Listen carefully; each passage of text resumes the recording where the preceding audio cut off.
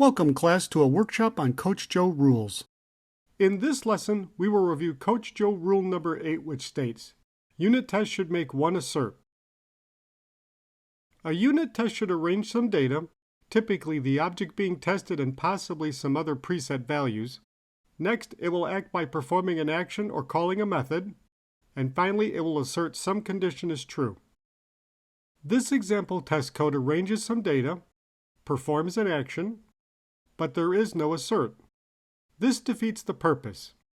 A proper unit test should have only one reason to fail.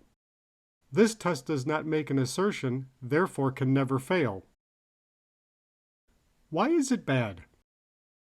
When a unit test has no assertion, it will never fail to signal a problem with the code. The same thing is true if a unit test has an assertion that never executes. The only assertion should not be inside an exception block or conditional. It may never fail to signal a problem. There is a false sense of security. The testing report and log show a test was performed.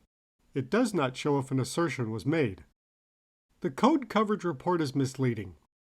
The report keeps track of every line of code that is touched during the test. When this action is called, these lines of code are touched. The code coverage report assumes these lines are tested with an assert when in fact they are not. Writing tests with no assertions is a way to falsify the code coverage report and could be a job termination event. It is preferred to have one assertion per unit test. The assertion should always be executed during the test, not conditionally executed. This helps prove a specific piece of functionality works in the application, assists with the code coverage report to indicate which lines of code are covered by a unit test, and gives the development team confidence the application is behaving as expected. I challenge you to avoid writing unit tests with no assertion statements. Leave a comment down below with other testing rules that help you and your team. Look for other helpful Coach Joe videos.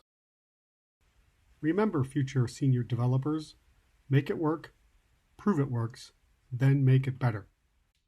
Ready? Break!